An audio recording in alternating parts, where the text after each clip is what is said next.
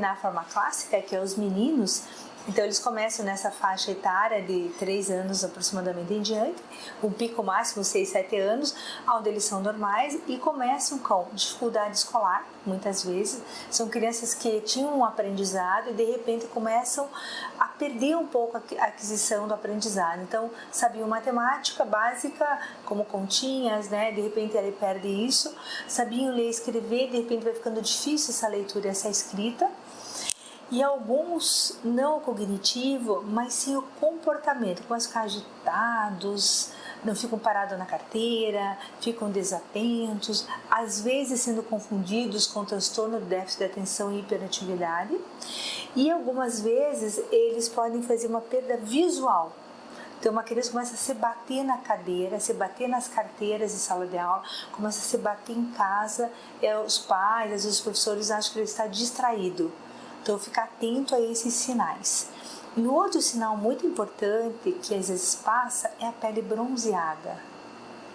Tá? Então, as crianças, pela doença de Addison, que a gente chama que é a insuficiência da suprarrenal, eles fazem uma pele bronzeada. Então, são crianças que têm um bronzeamento um pouco diferente. Às vezes, em julho, não tomou tanto sol assim, e a criança é muito bronzeada. E os pais, às vezes, extremamente claros, aquela pele extremamente bronzeada. Então, isso chama a atenção. Então, esses são sinais de alerta muito importantes na forma clássica, certo? E subindo para a faixa etária, certo? Então, nós podemos ter os meninos maiores e as mulheres, né? Que podem ter a forma de adrenomieloleucodistrofia, e que são os adultos, certo? Então, que tem uma forma que é muito, se tornando cada vez mais frequente a partir dos 30 anos de idade, pacientes que têm um quadro que a gente chama de mielopatia. O que é uma mielopatia? Fica com alteração de esfíncter, né? Às vezes vai perdendo um pouco o controle, as pernas vão ficando com dificuldade de movimento, certo? Vai como se fosse paralisando as pernas, que simula uma outra doença que a gente chama de paraparesia espástica. Então ele vai ficando com dificuldade de andar, com alteração de esfíncter, e que muitas vezes são confundidas com outras doenças. Então, principalmente médicos, né, que trabalham com os adultos, têm que ficar atentos a esses sintomas. Então você tem a obrigação de investigar hoje a adrenoleucodistrofia nesses pacientes adultos, certo? Quando adulto já entra as mulheres, porque até então achava-se que só o homem, né, ou só o paciente portador da adrenoleucodistrofia que poderia desenvolver. Hoje a gente sabe, é só o portador da doença. Hoje a gente sabe que o portador que não tem a mulher, que transmite a doença, digamos assim, ela mesma nunca ter tido nenhum sintoma, certo?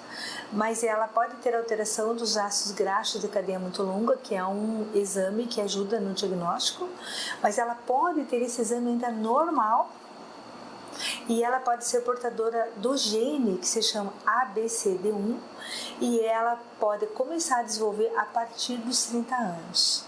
Então, esse estudo de 2017, num grupo de Amsterdã, lá na Holanda, eles pegaram as mães portadoras e foram fazer um estudo nessas mães, que até então, até recentemente, a gente achava que as mães eram só portadoras do gene e que não desenvolviam a doença.